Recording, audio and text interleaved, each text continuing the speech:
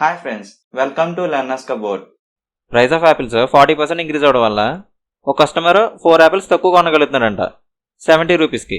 అంటే 70 రూపీస్కి ఇంతకుముందు ఎన్ని వచ్చేవో వాటికంటే ఒక 4 తక్కువ వస్తున్నాయంట. ఇప్పుడు ఒరిజినల్ ప్రైస్ ఆఫ్ యాపిల్ అడుగుతున్నాడు. ప్రైస్ 40% ఇంక్రీజ్ అవడం వల్ల 4 యాపిల్స్ తక్కువ వస్తున్నాయంట. సో 40% 4 యాపిల్స్ అని రాసుకుంటాం.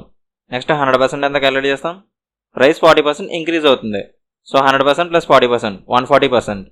140% ఎంత క్యాలిక్యులేట్ చేస్తాం? ఒరిజినల్ ఎప్పుడు 100% అని తీసుకుంటాం కాబట్టి ఇది ఒరిజినల్ నెంబర్, లేకపోతే ఓల్డ్ నెంబర్. ఇది 40% ఇంక్రీజ్ అయిన తర్వాత latest new. So new number. ఇక్కడ రిలేషన్ చూస్తే డివైడెడ్ బై 10 అవుతుంది. ఒక 0 తగ్గుతుంది. ఇక్కడ కూడా 0 తగ్గిస్తే 10 అవుతుంది. ఇక్కడ కూడా 0 తగ్గిస్తే 14 అవుతుంది. ఒరిజినల్ ప్రైస్ కావాలంటే ప్రైస్ బై న్యూ నెంబర్ చేస్తాం. Price 70 rupees. 70 by new number. New number 14 once 14 fives. So మనకు 5 వస్తుంది. 5 రూపీస్ ఫర్ 1 యాపిల్ ఏలో ఉంది. ఒకవేళ ఇన్ కేస్ ప్రైస్ ఇంక్రీజ్ అవుతుంది కాబట్టి ఇంక్రీజ్డ్ ప్రైస్ ఎంత అని అడిగినా, లేకపోతే న్యూ ప్రైస్ ఎంత అని అడిగినా, లేకపోతే ప్రెజెంట్ ప్రైస్ ఎంత అని అడిగినా మనం ప్రైస్ బై ఓల్డ్ నెంబర్ లేకపోతే original number. Price 70, old number 10. 0 0 cancel, 7 వస్తుంది.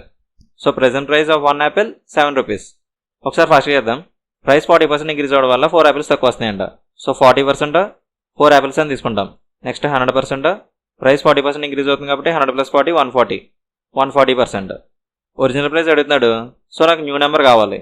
సో ఇది క్యాలిక్యులేట్ చేస్తే సరిపోతుంది. 40% 4 అయితే 140% ఎంత? ఇక్కడ డివైడెడ్ బై 10 అవుతుంది. సో ఇక్కడ కూడా డివైడెడ్ బై 10 అవుతుంది. 14 వస్తుంది. Original price equal to price by new number. Price 70, new number 14 once 14 fives. So 5 rupees వస్తుంది.